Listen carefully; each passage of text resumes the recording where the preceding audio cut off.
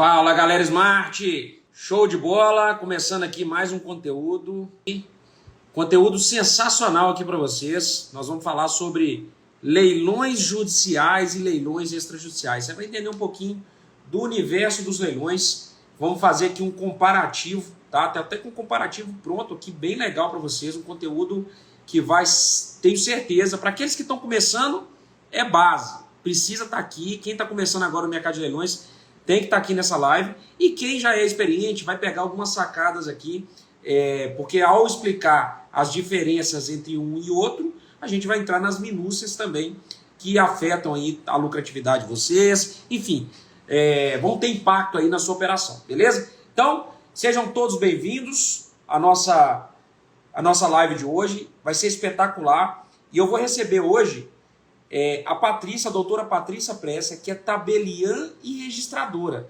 Olha só como é que a gente vai ter uma live aqui com muito conteúdo e com a doutora Patrícia agregando toda a experiência dela aqui também para o nosso conteúdo de leilões judiciais versus leilões extrajudiciais. Então, muita atenção, muito conteúdo legal. Vou receber a doutora Patrícia aqui e eu tenho certeza que vai agregar demais para vocês. Sejam todos bem-vindos. Vamos combinar o seguinte: já vai sentando o dedo no aviãozinho, chama aquele parceiro, aquele sócio, aquela pessoa que você entende que, olha, você tem que estar nessa live, cara. Você tem que estar nessa live, porque essa live vai mudar seu jogo, tá? Então, já senta o dedo no aviãozinho aí, chama o seu parceiro, o seu sócio, vamos fazer essa live, vamos disseminar esse conteúdo, que eu tenho certeza que vai ajudar muita gente aí, Brasil afora. Então, dedo no aviãozinho, curta também, coraçãozinho aí pro Instagram, entregar para mais pessoas esse conteúdo, que é um conteúdo preparado com muito carinho, beleza? Então deixa eu aceitar doutora Patrícia aqui.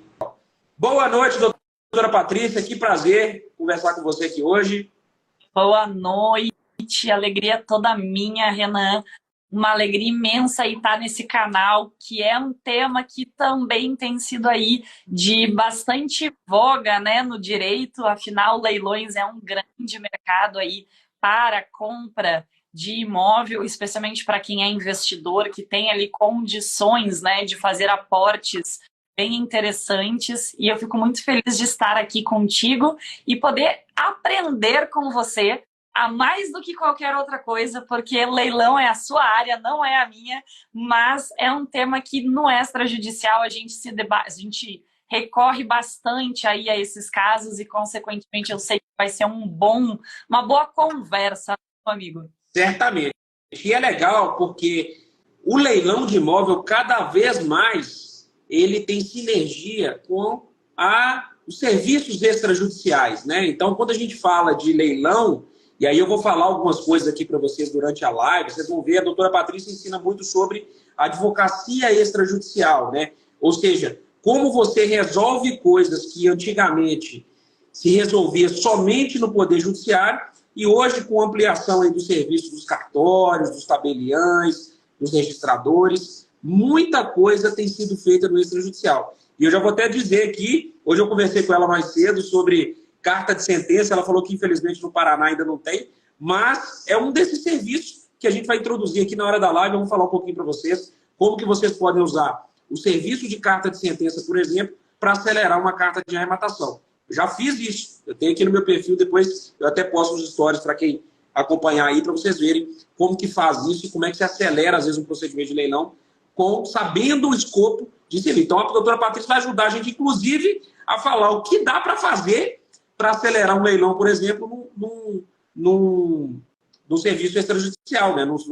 Nas serventias extrajudiciais. Mas, show de bola. Doutora Patrícia, quando a gente fala de leilão judicial, leilão extrajudicial, é muito comum, né, as pessoas que estão começando nesse ramo, elas terem uma dificuldade de entender até mesmo a origem, né, de onde surgem esses leilões e por que os imóveis eles são vendidos tão abaixo do preço, né? Então, quando a gente fala de leilão, todo mundo está buscando comprar abaixo do preço de mercado. Como você mesmo disse, né, é uma área promissora para os investidores. Para os investidores e para os assessores, né, que são advogados ou mesmo pessoas que se capacitaram, mesmo que não sejam advogados, mas que prestam assessoria para investidores para ganhar honorários em cima disso. Então, leilões de imóveis é uma área muito promissora na área de assessoria também.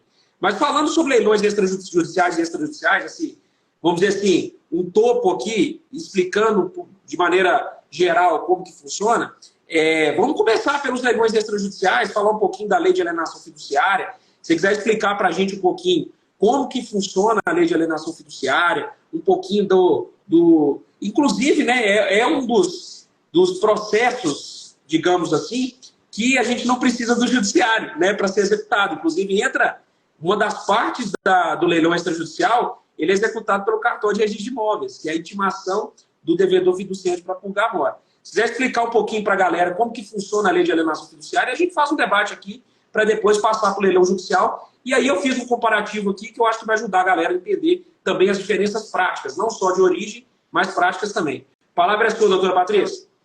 De bola. Então, Renan, vamos lá, né? Eu brinco que eu tenho essa cara de nenê, nem tanto, mas eu tenho 25 anos na área. E eu sou da época da garantia hipotecária enquanto ela era viva, né? Então, a garantia hipotecária tinha a sua execução no judicial e tivemos aí a súmula do STF que definiu, então, a STJ, desculpa, a definição toda ali de que você não poderia fazer a execução e a gente teve todo um problema dos credores deixaram de aceitar a hipoteca e nesse mesmo meio do caminho a gente teve a lei de alienação fiduciária, né, que é a lei de 97. E eu lembro que, vamos lá, acho que até os anos 2005, por ali, não era muito utilizada a alienação fiduciária por medo, falta de conhecimento. Eu sempre brinco que no Brasil a lei pode vingar ou não, porque a gente fala de uma legislação que parece ser promissora, mas nem sempre ela dá certo. Então, a alienação fiduciária é uma lei que inicialmente não parecia que ia dar certo, especialmente pela visão judicial de que um leilão extra não seria benéfico, né? E nós tivemos aí uma extrajudicialização, né, uma desjudicialização de alguns tópicos, muito mais acontecendo a partir do ano de 2005. E aí a gente vem, então, para a alienação fiduciária e a gente tem, dentro da legislação, todo o quesito de uma execução na esfera extrajudicial. Inclusive, tem um grande amigo de Porto Alegre que trabalha com leilões e ele postou agora há pouco uma decisão da STJ definindo, né, que a notificação do devedor ela só deveria acontecer para os leilões a partir de 2017, porque foi quando teve a Lei 13.465. Então agora não é minha área de jurisprudência, mas é muito interessante porque mesmo depois de 20 anos, a gente tem mudanças em cima da legislação que não estavam claras. Então, a alienação fiduciária ela vem e ela tem todo um procedimento extrajudicial, do início ao fim. Desde o momento da alienação fiduciária, com instrumento particular, com força de escritura pública, ou quem prefere com escritura pública. Nós trabalhávamos no cartório de Porto Alegre com uma grande empresa que fazia carta de crédito e ela só trabalhava com escritura pública. Era muito interessante o posicionamento deles quanto a isso, né? Porque eles não precisavam de o próprio cartório fazia as análises de alienação para eles. Então, nesse caso, a gente tem um início no extrajudicial, todo o procedimento de pagamento ou não da mora, tudo acontece no extrajudicial, especificamente no registro de imóvel, né? Então, nós temos lá, o devedor, ele entra em mora, você faz a notificação desta mora, deste atraso, né, de pagamento, diretamente no registro de imóvel. E sempre lembrando que cada regramento de alienação fiduciária vai ter aí um tempo, um lapso temporal. Tem alguns que é no primeiro mês de dívida, outros que é em 3 meses, e cada um pode definir o momento em que vai constituir em mora o devedor. E nesse momento, então, a constituição de mora, ou seja, o devedor ficar sabendo que ele está devendo de forma clara e expressa. Nesse momento, a gente tem a notificação por parte do registro de imóvel, e aí, não o pagando naquele lapso temporal pré-definido, a gente vai ter, então, a consolidação da propriedade em nome do credor, né? Então, o credor fiduciário, o que é uma confusão dentro da alienação fiduciária, porque as pessoas não compreendem muito bem o que consolida no credor, para daí, então, fazer o leilão, e muitas vezes as pessoas nem entendem que um imóvel alienado sinceramente, não pode ser objeto de venda, porque ele tem justamente aí um domínio, né, uma questão de propriedade direta e indireta, a própria posse, e que não possibilita essa venda enquanto a alienação judiciária. E nesse momento, então, a gente tem a constituição da mora, a gente consolida a propriedade e aí então, a gente leva esse imóvel a leilão extrajudicial. Eu não tenho nenhuma informação deste leilão acontecendo na seara judicial. Ele vai acontecer todo esse processo do registro de imóvel. A gente tem o primeiro leilão, que se não efetivado, vai para o segundo e todos os regramentos da alienação fiduciária. E aí a gente passa, então, para a transmissibilidade desse imóvel a um terceiro, que não é nem o devedor, nem o próprio devedor. O que é interessante que nesta lei que nós tivemos agora, que nós não vamos debater, nós temos uma diferenciação na garantia hipotecária, né? Sim. Tentaram fazer uma conquista para que saísse da alienação fiduciária e se viesse para a garantia hipotecária, porque você poderia consolidar no próprio credor sem ter que fazer um leilão, né? Mas neste caso aqui da alienação fiduciária, eu sou obrigado a fazer o leilão e vender a um terceiro, inclusive ressarcindo aquela diferença do valor da dívida ao credor quando sobra alguma coisa. Não sei se ficou de fora algum ponto, me corrija. Perfeita explicação. Foi excepcional, explicou de ponta a ponta como é que funciona o leilão extrajudicial. E assim, para quem é leigo, está começando a chegar agora, está começando a entender os leilões extrajudiciais, e depois nós vamos falar sobre leilões judiciais, o que a gente falou aqui, o que a doutora Patrícia explicou muito bem, basicamente o seguinte, né, em outras palavras, você pegou um apartamento de 1 milhão, você tem só 200 mil. O que você vai fazer? Você pegou o dinheiro com o banco. O que o banco fala? Opa, se eu te emprestei 800 mil para você comprar esse imóvel de 1 milhão, que você não tinha esse dinheiro, eu vou te emprestar, mas eu exijo uma garantia. Que garantia? O próprio imóvel. Então você vai dar um imóvel em garantia. Eu tenho até um professor de faculdade que ele com uma palavrinha, ele explicou a diferença de hipoteca e alienação fiduciária. Que é o direito, a hipoteca é o direito real de garantia e a alienação fiduciária é o direito real em garantia. Você transfere o direito real em garantia. Diferentemente do gravame, que é a hipoteca, que é simplesmente um gravame na matrícula, né? Um direito real, mas um gravame, um direito real de garantia. Mas, enfim, então o banco ele fica com o imóvel em garantia, que a doutora Patrícia explicou muito bem. Você parou de pagar o financiamento. O banco ele tem que constituir a mora, ou seja, falar, opa, fulano de tal, você não está pagando. Se você não está pagando, aí tem que seguir o procedimento, pedir o registrador para poder intimar você, para que você pague, e aí, não pagando o que a gente chama na lei, fala purga da mora, que é a mora, constituir mora, você vai ter o primeiro e o segundo leilão, como a doutora Patrícia falou. Primeiro leilão pelo valor da avaliação, segundo leilão pelo valor da dívida. Espetacular, gente. A linha do tempo, vocês vão parar depois que acabar essa live, vai ficar salva. Vocês vão escutar de novo, explicadinho. É exatamente assim que acontece. Renan, mas é complicado, eu não entendi. Cara, escuta de novo que não é complicado. Pegou o empréstimo, não pagou, vai a leilão. Primeira praça pelo valor de avaliação, segunda praça pelo valor da dívida, mais em carros, acabou. Né? Então, por que surge oportunidade no leilão de imóvel, doutora Patrícia? Justamente, principalmente, nessa segunda praça. Por quê? Imagina que você pegou um empréstimo, pagou 10 anos de financiamento e parou de pagar no 11º ano. Então, veja só, sua dívida que era de 800 mil, imaginemos aí, foi para 600 mil. Você pagou já 10 anos. Só que o seu imóvel, que valia 1 milhão, quando você comprou 10 anos atrás, agora ele vale 1 milhão e 500. Né? Porque o imóvel se valoriza. Então, imagina lá, você aí vai para o segundo leilão a 600 mil. O valor do imóvel agora é 1 milhão e 500. Imagina você comprar um imóvel de 1 milhão e 500 por 600 mil. Bom negócio, né?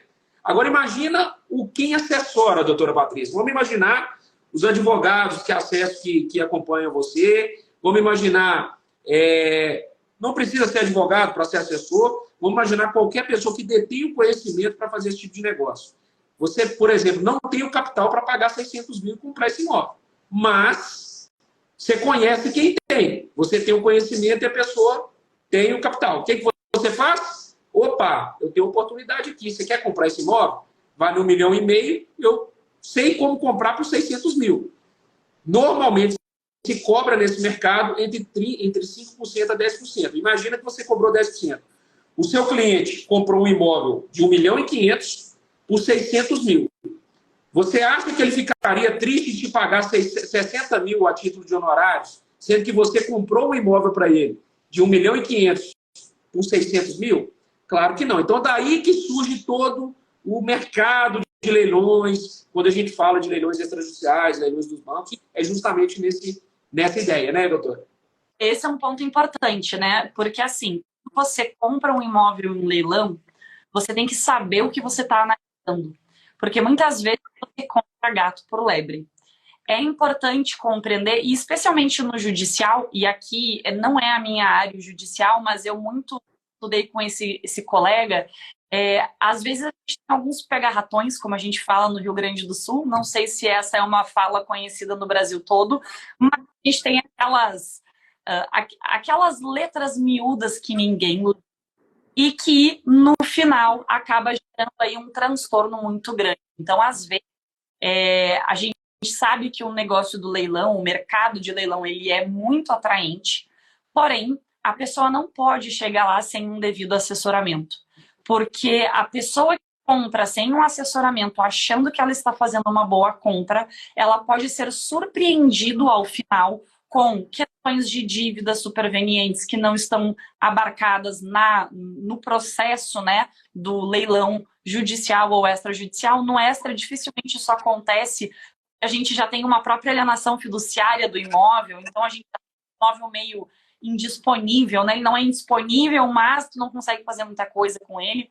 Mas já no judicial, nós temos aí alguns quesitos, inclusive, quando a gente fala aí de condomínio, IPTU, alguma outra dívida que é superveniente da dívida pessoal deste devedor e que está ali incluso. Então, tem alguns pontos que são importantes. E o assessoramento, ele é crucial para isso. Eu, particularmente, pagaria até 20%, porque eu vou ter um lucro depois disso. Vamos pegar o teu caso concreto. Se eu pagar 120 mil reais para o meu advogado e eu tenho um imóvel que eu paguei 600 e ele vale 1,5 milhão, eu tenho menos de 10% do valor total do negócio, 1,5 milhão, pago ao meu advogado. Já está valendo a pena de qualquer forma, eu tenho um lucro muito grande. Então é importante a gente entender que nesse momento se faz necessário a análise pormenorizada de alguém que saiba fazer esse assessoramento.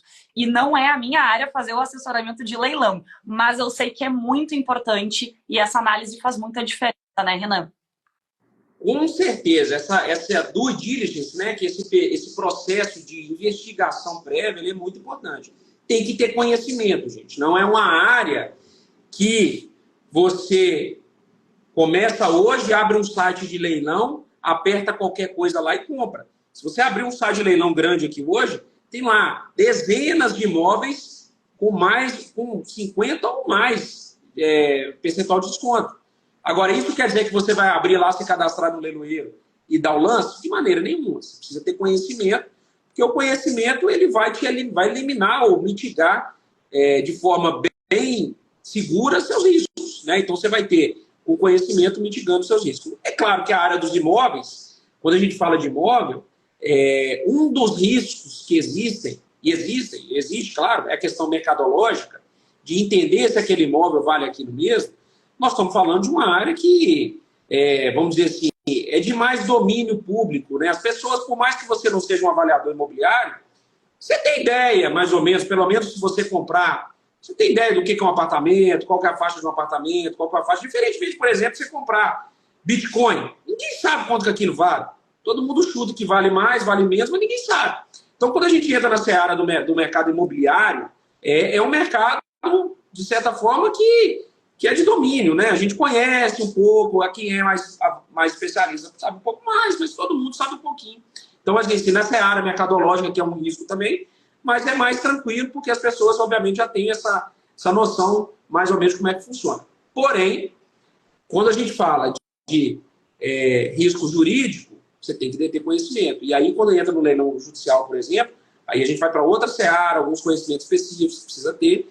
Nada que, com conhecimento, com estudo, você não consiga superar. Mas não se aventure. Não entre agora porque acabou a live e eu falei que dá para comprar um imóvel de 1,5 milhão por 600 mil e saia dando lance, não. você pode ter um problema sério com isso, né? Então a doutora Patrícia fez um bom alerta aí para a galera não se empolgar com a live de hoje, beleza? Bom, então é isso, gente. O leilão extrajudicial é uma oportunidade sensacional, inclusive por não envolver o judiciário, você elimina as questões que envolvam morosidade do judiciário, tá? Então isso, você pega um leilão extrajudicial, você compra um imóvel, com 30 dias você está com a escritura na mão. E aí a gente pode até falar, que aí eu sei que é a sua especialidade também, sobre o e-notariado, né? Que é uma magia, que é uma coisa fantástica, que hoje, eu estou em Belo Horizonte, tem mais de um ano que eu não compro imóvel aqui em Belo Horizonte, eu só compro imóvel em São Paulo e Rio Grande do Sul, tenho comprado muito no Rio Grande do Sul. Por que isso me possibilita? Porque depois da pandemia, não que antes não fosse possível, a gente já fez imóvel fora de BH com procuração, fazendo procuração para assinar escritura e tal. Mas depois que veio a pandemia, né, tudo tem um lado bom e um lado ruim. A pandemia foi desastrosa aí no campo da saúde e tal.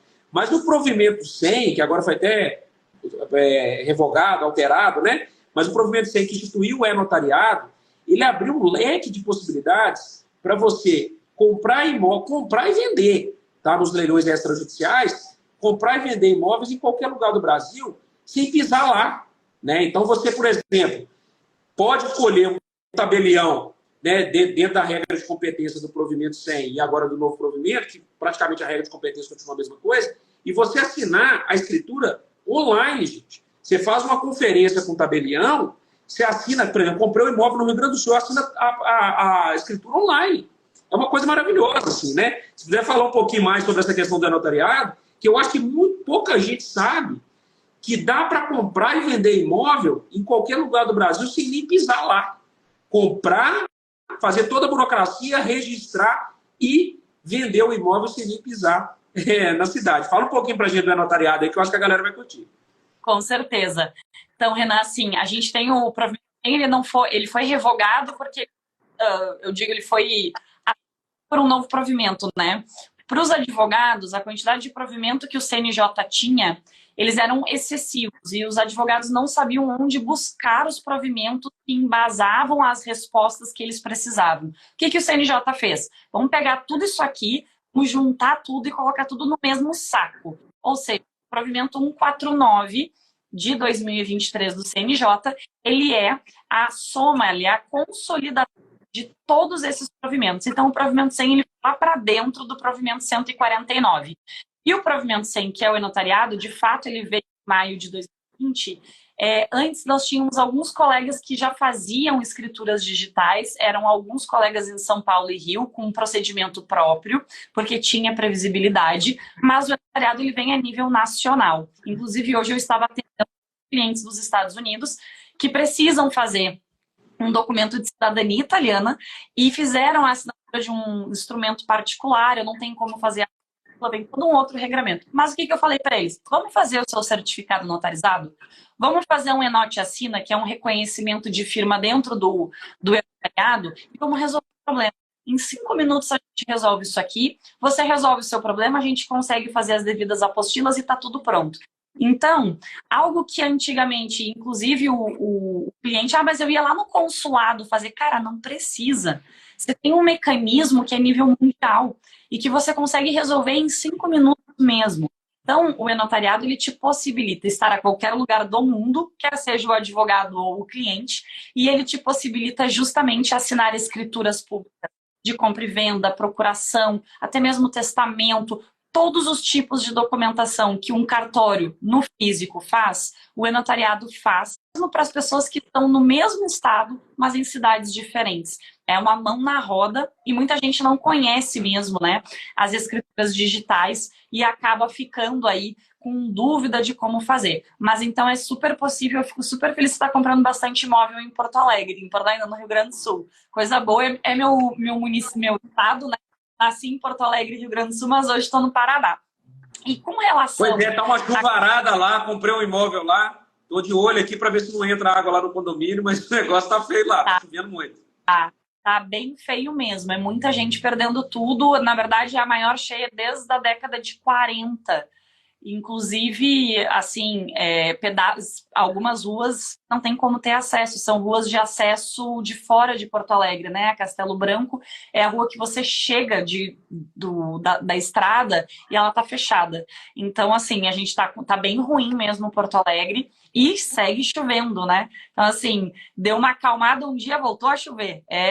Eu digo, São Pedro tá de mal com o Brasil esse ano, porque ele tá assim, ó, é norte com seca, é sul com enchente, tá bem complicado mesmo, né, essa questão. Mas, notariado é isso, né, Renan? E até queria te trazer a questão aí da carta de sentença. A carta de sentença ela não é regulamentada em muitos estados. Porém, existem formas de você resolver isso, que não precisa ser a carta de sentença. Carta de sentença nada mais é do que uma cópia autenticada do processo, né? Em que você não precisa esperar o juiz fazer essa expedição. E quando a gente está falando aqui de uma carta de sentença, inclusive de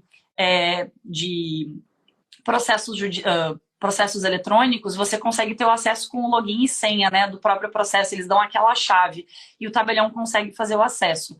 Mas nada mais é do que você retirar o processo em carga, especialmente o físico, vá até o cartório, ele vai fazer a capa, né, capa a capa ou os números das folhas que você quer, e ele vai fazer uma certificação de que aquilo foi extraído de um processo judicial. Basicamente, é uma cópia autenticada de um documento judicial que antigamente você precisava de um formal de partilha, né, um formal de adjudicação. No seu caso, seria a parte do leilão judicial ali, né? Toda a arrematação. Isso, toda a parte processual da arrematação. E você faz isso no extrajudicial, porque você faz isso no mesmo dia. Usualmente... Isso é fantástico, o que a doutora Patrícia está falando aqui, e a gente vai entrar agora no leilão judicial, explicando um pouquinho do leilão extrajudicial. Eu acho que não tem dúvidas aqui quanto ao leilão extrajudicial, não. Que eu já vou passar sobre o leilão judicial, e eu queria que você explicasse de novo essa questão da carta de sentença, porque isso, para mim, que arremato muito no judicial, foi uma das maiores revoluções que acelerou ali, foi um dos maiores, assim, os maiores mecanismos de acelerar uma arrematação judicial. Tá? Então, assim...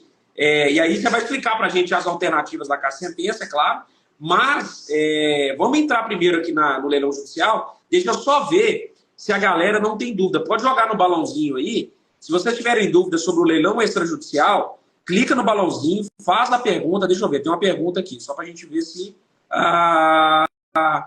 o pessoal está perguntando aqui onde eu posso encontrar o Smartano. Chama lá no suporte, que o suporte passa o mapa dos Smartanos. Smartanos é uma denominação que a gente dá para os nossos alunos. Temos aí 3 mil alunos espalhados no Brasil e a gente se chama de Smartanos, né?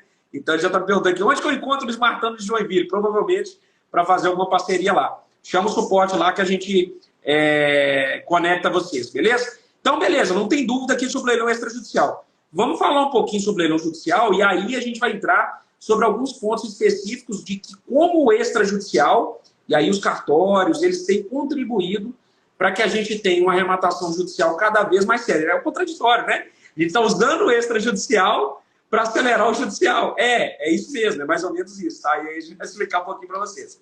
Mas fala um pouquinho, né? Então, assim, sobre o leilão judicial, né? Falando um pouquinho sobre as origens, né? Gente, qualquer dívida, né? Ali nós estamos falando sobre financiamento imobiliário especificamente, né? Então, o procedimento de alienação fiduciária é um procedimento basicamente, vamos dizer assim, grosso modo, voltado para esses leilões dos bancos, empréstimo, financiamento imobiliário e retomada dos imóveis. Quando a gente fala de um leilão judicial, a gente está falando de todo tipo de dívida. Pode ser, por exemplo, que você não pagou o condomínio do seu prédio. Qual que é o meio que o condomínio tem para cobrar essa dívida? Uma execução. E o condomínio nem precisa de ingressar no judiciário para calcular a dívida ou fase de conhecimento. Ele já pode pegar, somar as parcelas lá, embutir o valor dos juros e multa e já meter uma ação de execução para te cobrar. Então, você já teria esse processo de execução que possivelmente vai culminar num leilão judicial. Pode ser qual tipo de dívida? Todo tipo de dívida. Pode ser uma dívida trabalhista, uma dívida fiscal, uma dívida condominial, uma dívida civil, qualquer dívida, uma relação de banco que não seja de financiamento, por exemplo. Pode ser você pegou um empréstimo lá no banco e não pagou, né? Um empréstimo pessoal. O banco pode ir atrás dos seus bens para poder satisfazer aquela dívida, obedecendo lá a ordem do artigo 835 do CPC. Não é isso, doutora Patrícia? Isso aí. Inclusive, já aqui, puxando a sardinha para o extrajudicial, quem está aí com dívida de condomínio é mais fácil protestar, né? Muitas vezes a pessoa, para comprar um telefone, não consegue comprar o telefone que está protestado. Mas uma ação judicial não interfere no protesto, nessa vida dela. Eu sempre digo, às vezes o protesto ele é mais eficiente do que uma judicialização. Aí vem um ponto dos advogados de imobiliárias que tem preguiça, né? Preguiça não, estão acostumados a só fazer judicialização. E muitas vezes o protesto ele funciona, mas com relação ao processo judicial aí, com certeza, eu acho que é até uma dívida do jogo do bicho, dependendo de como tu instrumentalizar, consegue fazer uma penhora aí de um patrimônio e levar a leilão esse imóvel. Pensou em dívida, tem como fazer penhora de bem e efetivamente o leilão desse bem em função dessa dívida.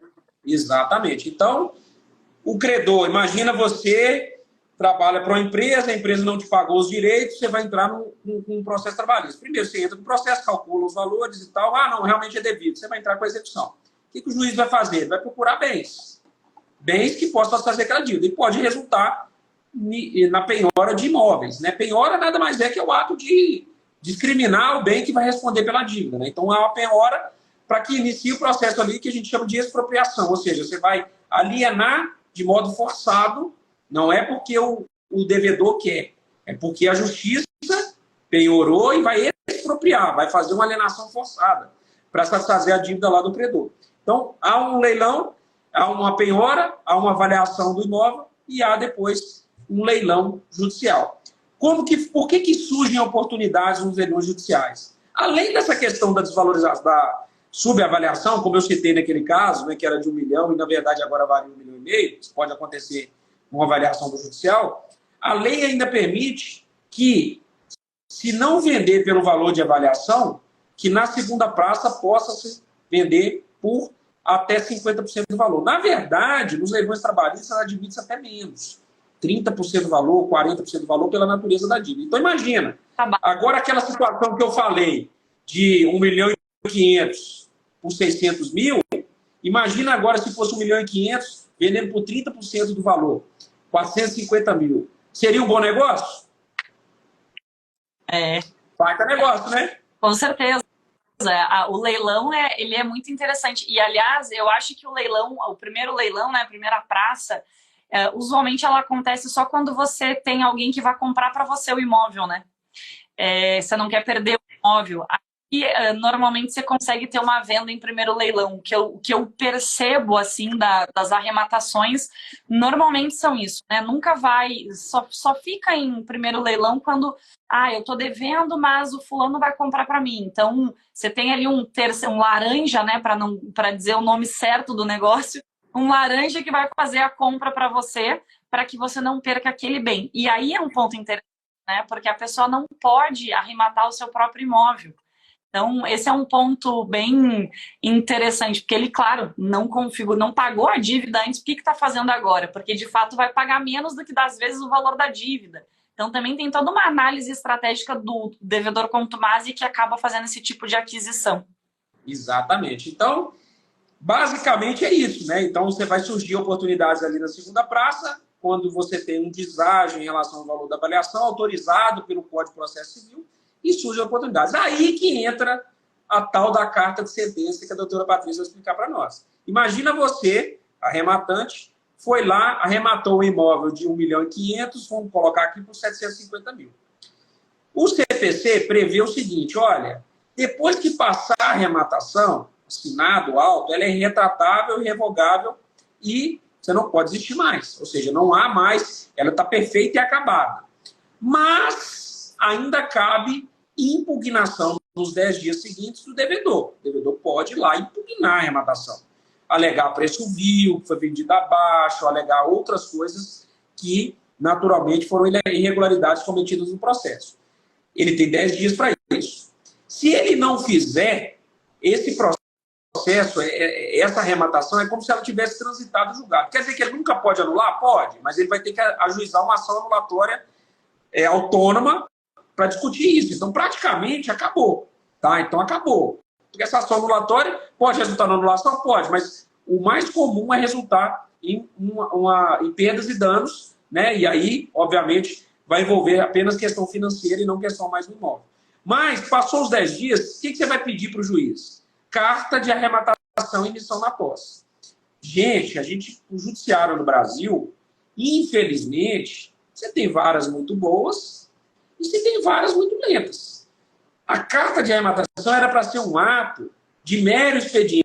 Por quê? Porque o juiz já decidiu a arrematação, era só expedir a carta de arrematação. Mas na prática, o que acontece é que as varas e os cartórios das varas, eles esperam o juiz determinar a carta de arrematação.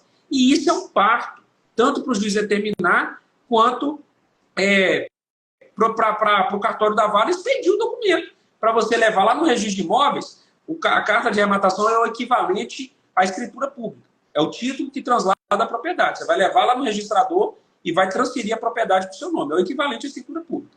E aí isso é um parto. E aí, graças a Deus, a carta de sentença veio para isso, porque ela substitui exatamente esse documento. Você não precisa ficar lá esperando o juiz, a boa vontade do juiz ou do cartório da vara, de expedir uma carta de arrematação para você levar para registro. Você pode simplesmente ir no cartório de notas e ele vai pegar os autos, desde que tenha transitado e julgado, obviamente, e lavrar a carta de sentença. Explica para a gente essa carta de sentença e quais alternativas. Você já chegou a falar aí que tem outras alternativas à carta de sentença. Vamos entender quais, porque isso, para o arrematante que arremata em leilão judicial, é o filé do negócio para acelerar a arrematação. Já vou pedir aqui para uma grande possibilidade de cair a minha está chovendo horrores na minha cidade agora. E aqui choveu, falta luz. Então, se cair, mas eu vou ficar um pouquinho no escuro. Então, Renan, a carta de sentença ela tem justamente a função de pegar esse processo e transformá-lo em uma carta de arrematação ou em um formal de partilha ou em qualquer documento que é o documento obrigatório e documento que traz poder para o registro. Então, por exemplo, tem um inventário, é o formal de partilha. Se eu tenho uma adjudicação conclusória, vai ser a decisão judicial da adjudicação e também todos os processos, a arrematação dos processos. O leilão é tanto o leilão judicial, né, toda a parte do leilão, e essa parte do trânsito em julgado, e que, de fato, não tem ainda uma última decisão do juiz, mas que já tem todo o processo completo. O tabelião ele faz essas cópias, quer seja no meio físico, quer seja no meio digital, que você pode, mesmo sendo um processo físico, fazer uma carta de arrematação no meio digital. Esse também é um grande benefício hoje do cartório do Notas, porque você pode transformar um instrumento que é em um instrumento digital, né, materializado, mas digital, com força de documento público, porque o tabelião tem a fé pública. E nesse momento, então, a gente vai ter aí essa possibilidade de fazer. Então, vamos pegar aqui que o Renan, ele arrematou o imóvel lá de 1,5 milhão, 800 mil reais, o juiz transitou em julgado, deu ali, passou os 10 dias, está dizendo que o áudio está cortando. É o meu? Será ou é o seu? Acho que é o seu. Acho que é o seu. Deixa eu tentar aqui. Talvez colocar mais perto do modem aí da internet. Tá bom agora? Vamos ver se eu tirei. É que eu tirei agora a internet, que é como está a questão da chuva aqui, eu tirei a internet, de repente o 4G vai funcionar melhor. Bem, tá perfeito. Vou pegar então aqui toda a documentação dessa arrematação, me apresenta essa arrematação. Vamos imaginar que esse é um processo que está correndo há muito tempo e ele segue sendo físico, né? Então você traz ali o processo judicial, tira em carga, traz do processo judicial e a gente vai fazer as cópias dentro da serventia e vai fazer então uma numeração como se fosse uma carta de como se fosse uma carta de arrematação ou um formal de partilha, e vai fazer o início e o fim como se fosse a abertura e o final do próprio processo, né? Então, quando você tem um formal, você vai ter ali uma declaração de que aquilo ali é o formal do processo tal, e no final vai finalizar dizendo quais são as folhas. A carta de sentença nada mais é do que a mesma coisa. Porque o tabelião ele tem a fé pública que o juiz também tem. A nossa fé pública, ela vem justamente do guarda-chuva do Poder Judiciário e ela é delegada pelo próprio Poder Judiciário. Então eu tenho a mesma fé pública que o juiz tem para fazer especificamente esta carta de sentença, porque ele nada mais é do que uma cópia do processo e um início e uma conclusão. E é isso que o tabelião ele acaba fazendo na carta de sentença. O que acontece? Estados como o Rio Grande do Sul, por exemplo, não possuem carta de sentença. Aqui no Paraná, eu não encontrei no Código de Normas, mas o código ele é gigantesco e eu só estou apagando incêndio desde que eu cheguei aqui em março. Então eu não posso só 100% de certeza que não tem, mas eu não vi ninguém falar, eu não vi ninguém confirmar e mais do que isso, na tabela de emolumentos não tem valor. Se não tem valor para cobrança, usualmente o cartório não faz, porque ele pode tomar aí um processo administrativo por cobrança indevida. O grande problema não é nem que ele não tenha no Código de Normas, é que ele não tem como cobrar. E ao não ter como cobrar, você acaba preferindo não fazer para não tomar um processo por cobrança indevida de emolumentos. Olha a loucura, né, do negócio. Mas, enfim, no Rio Grande do Sul não tem ali algumas previsões. E o que o Rio Grande do Sul, e eu fazia há muito tempo, antes mesmo da carta de sentença ter esse nome, tá? A gente faz a cópia autenticada, literalmente, de todo o processo e coloca uma etiqueta no início, uma etiqueta no final, informando a mesma coisa que a carta de sentença informa, só que a gente faz ali um certifico que essa é cópia integral do processo tal, e lá no final coloca, então, um encerramento. E as autenticações, elas são por folha. Basicamente, é uma carta de sentença. Qual é a diferença? Eu não tenho uma certidão que a carta de sentença tem, mas eu tenho uma etiqueta ou uma declaração do tabelião informando quais são os documentos que estão apensos naquele ali, para justamente definir, eu não tenho uma pastinha onde eu coloco, eu não faço uma numeração como a carta de sentença faz, mas eu enumero os próprios números do processo judicial, dizendo, são cópias da folha 1, 5, 10, 15, 20, 50, e eu vou colocar todas as que são parte integrante deste processo aqui. E dá registro? Então, na verdade... Oi? E dá registro lá no registrador? O registrador registra? Então, depende do registrador. E aqui é muito interessante porque muitas vezes não é nem uma situação de o registrador aceitar ou não. Às vezes é aquela famosa conversa com o registrador e trazer ali a semelhança da carta de sentença. O que a gente tem feito? A gente tem feito algo muito semelhante à carta de sentença, só que na cobrança ela é uma cobrança de cópia autenticada. Você vai ter uma etiqueta para cada folha e a cobrança vai ser assim, porque eu não tenho uma forma de cobrança diferenciada. Rio Grande do Sul, que não sofre tanto com o PAD, né, que é o processo administrativo disciplinar, ele acaba fazendo. Aqui no Paraná a gente brinca, né? Você piscou, olhou para o lado, não podia olhar, tomou PAD. Então o tabelião aqui ele tem mais receio de fazer algo inovador, né? Sabe o que eu fiz lá no Rio Grande do Sul? Eu fiz a carta de sentença aqui em BH e tentei registrá-la no Rio Grande do Sul. Só que tinha um outro problema de continuidade, aí eu tive que esperar, acabou que a carta de sentença judicial saiu, a gente conseguiu registrar com a carta de arrematação. Eu não sei se daria para registrar, mesmo sem ter previsão no Código de Normas lá, mas eu lavrei aqui. Eu levei daqui e tentei registrar lá. Acabou que depois a gente registrou com a carta de arrematação. Mas você acha que daria para pegar essa carta de sentença de outro estado e levar para o outro que não tem previsão no Código de Normas? Porque, na verdade, a previsão no Código de Normas é para o tabelião, né? Não, para o registrador também. Ele tem lá a previsibilidade de carta de sentença. Só que carta de sentença, o nome, se eu não me engano, ele já no Código de Normas do Rio Grande do Sul, porque eles recebem carta de sentença de outros estados. Justamente pelo... Existem leilões de imóveis de Porto Alegre, em outros nem tem, né? Na verdade, o imóvel puxa. Vai ter, de repente, alguma questão com carta rogatória. Mas tem lá a previsão no Código de Normas. Não tem no notas. E não tem na tabela de emolumentos. O grande problema do extrajudicial é, criou um novo serviço, se não criar a tabela de emolumentos, você não consegue fazer acontecer. Porque você não pode tem como caracterizar cobrar. A cobrança indevida e aí dá problema, né? Exatamente. Esse é o único problema do extrajudicial. E aqui no Paraná, a gente tem uma tabela de muitos anos que não é atualizada. Inclusive, a apostila de AIA tem problemas de cobrança. Se a gente pegar diversos outros itens que estão existentes agora, eles não estão na tabela. E aí vem tudo por decisões da Corregedoria. O Rio Grande do Sul já é mais ativo. Todo ano tem ali a mudança da tabela. E não é tão difícil quanto é aqui para passar um projeto de lei, porque a tabela de emolumentos é um projeto de lei estadual, né, que vai para a Assembleia e depois vai para a sanção do governador. Mas lá é mais... O que paga de emolumento ali é tributo, né?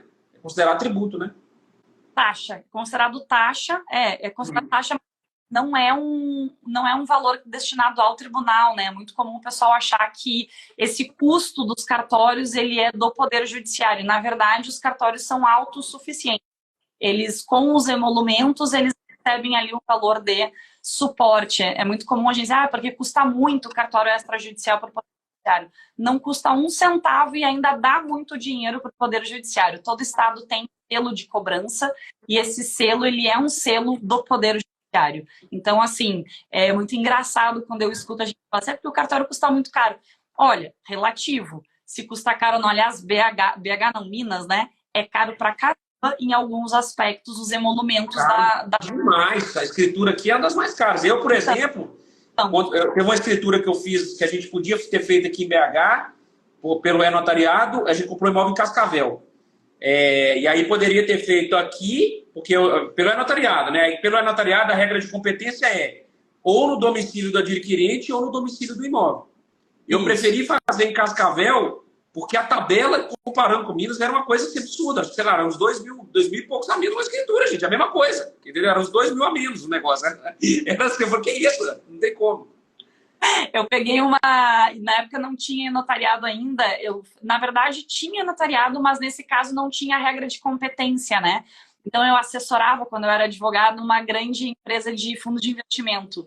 E eles fizeram uma compra em lote no estado de São Paulo, porém a proprietária, né, a gente é do Rio de Janeiro, o fundo de investimento era do Rio de Janeiro. Então, competência São Paulo e Rio. E aí eles fizeram um orçamento. E um colega entrou em contato comigo, me indicou o fundo e pediu para eu fazer o orçamento no Rio Grande do Sul. Eu fiz, e aí a gente fez um comparativo. Rio Grande do Sul dava 100 mil reais, São Paulo 200 mil reais, Rio de Janeiro 300 mil reais. Aí, fascino isso em Porto Alegre. Eu falei, eu posso fazer toda a tratativa da escritura, fazer as guias de TBI, eu posso fazer tudo porque o cartório de Porto Alegre não faz, mas... eu preciso que a pessoa venha assinar. Eu não posso fazer nem híbrido. Eu tenho que ter as duas partes assinando. E a outra parte era de São Paulo. Ele falou, mas ele não vai querer. Eu falei, cara, paga um avião para essa criatura. Vai custar 2 mil reais no máximo. Você está economizando 200 mil ou 100 mil reais. Aí ele, pois é. E aí pagou para um procurador ir assinar e eu fui a procuradora da empresa, né? Então a gente fez tudo fisicamente, não utilizamos o e-notariado, mas a diferença era 1/3 do valor total que ele estava orçando. Então, às vezes, ter esse conhecimento também, mesmo como procuração, traz uma diferença demais. Porque o que a doutora Patrícia explicando é o seguinte, quando a gente fala de procuração física, o tabelionato, tabelião é onde você faz essa escritura, né? Que é o documento que você vai levar na registro para transferir a propriedade.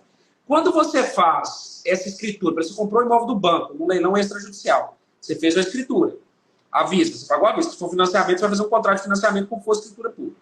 Você fez à vista. Você foi assinar com o banco, né? E aí vamos imaginar que o banco te deu liberdade de escolher o tabelião. Vamos imaginar. Ou na venda, por exemplo, pode acontecer isso. Mas vamos imaginar que ele deu a liberdade de escolher o tabelião. Gente, você... E aí, se for físico, você pode escolher qualquer tabelião do país. Você conhecer a tabela de emolumentos pode economizar 1.000, 2.000, 3.000, se for um imóvel só. E no caso dela, economizou 100 mil, 200 mil. Quando se fala em notariado, não, eu quero assinar do conforto da minha casa, não quero ter procurador e não quero viajar. Ok, aí você vai seguir a regra de competência do notariado. Naquele caso de Cascavel, eu só posso escolher um tabelião de BH ou um tabelião de Cascavel, porque é no domicílio do adquirente e no domicílio do imóvel. Então, um dos dois. Se os dois forem do mesmo estado, por exemplo, se eu tivesse comprado, eu sou de BH, tivesse comprado um imóvel em Contagem, aí eu poderia escolher qualquer um do estado. Então, essa é a regra de competência. Pronto. Então, ali eu poderia escolher, mas olha só, tudo bem, é mais limitado. Se fosse um físico, eu poderia escolher qualquer lugar, mas aí eu teria o trabalho de deslocar ou construir o procurador.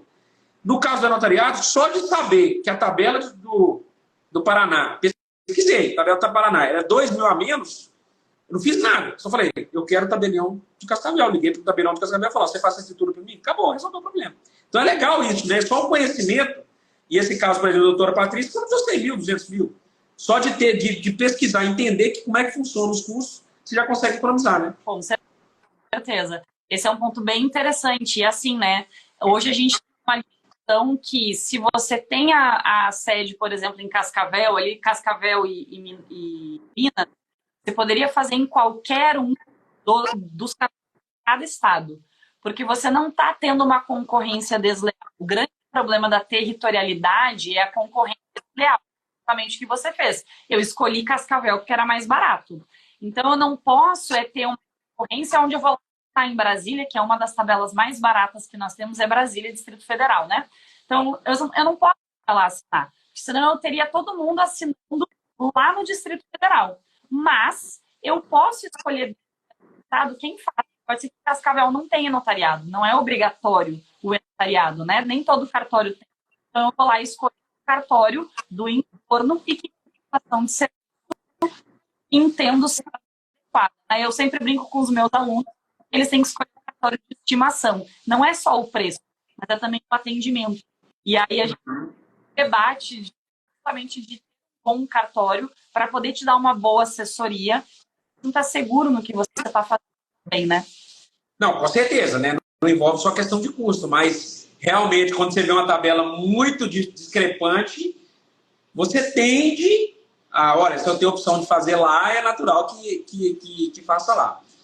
Doutora Patrícia, que live espetacular, viu? Acho que aqui passamos informações sobre leilões extrajudiciais, leilões judiciais, falamos da carta de sentença, falamos, né, você explicou todo o procedimento do leilão extrajudicial, falamos sobre e-notariado. Isso aqui, gente, é o que possibilita um arrematante, e você que é assessor também, qualquer pessoa que queira entrar no mercado de leilões de imóveis, comprar imóvel no Brasil inteiro, vender imóvel no Brasil inteiro, sem precisar pisar lá, e muito menos constituir um procurador. Claro, isso quando se trata de compra e venda à vista, né? Quando se fala de financiamento, eventualmente você pode ter que assinar, porque infelizmente os bancos ainda estão muito atrás dos cartórios.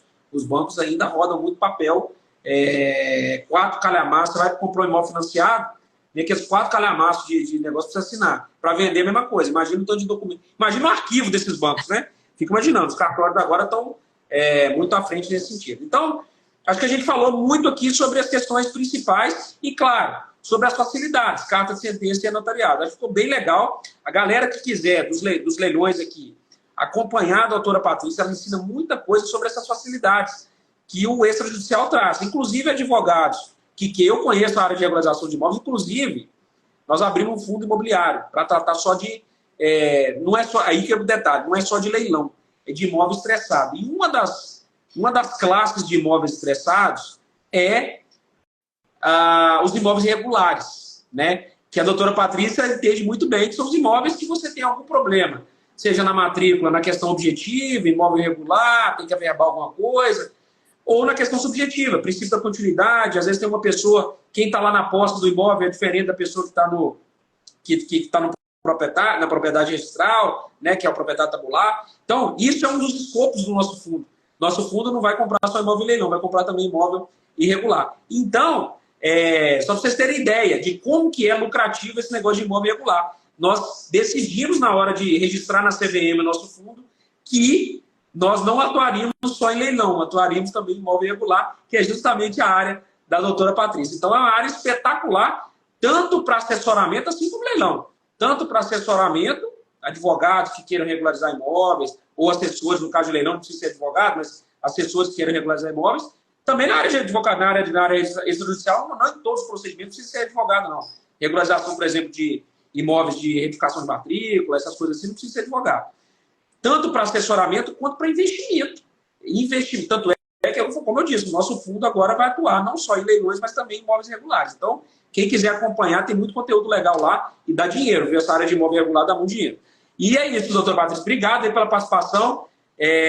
Coloca aí o seu arroba, né? Vou deixar compartilhado com você, mas fala para a galera que está acompanhando aí para já seguir. Deixa eu colocar aqui nos comentários para a galera já ir seguindo. Patrícia. Isso, é meu nome. Eu vou compartilhar a live e aí fica no feed dos dois, né? Aquele negócio de colaboração. Acho que fica bom para a galera seguir. Beleza? Muito obrigada, Renan, pela disponibilidade. Estava ótima aí a aula. Já aprendi um pouco também sobre leilão. Daqui a pouquinho sou eu investindo aí nos leilões. Dá um time aí no cartório, que nem entrei no cartório, né? Eu tenho 9 meses de serventia. Eu atuei já num cartório de notas em Porto Alegre. Mas aqui no Paraná são 9 meses. Muito obrigada pela disponibilidade e vamos para a próxima. Vamos para a próxima. Estamos disponíveis aí. Depois vamos atualizando a galera aí das mudanças que vão surgindo aí, que certamente vão trazer muita facilidade para a gente no extrajudicial. Beleza? Um abração, Patrícia. Com Deus.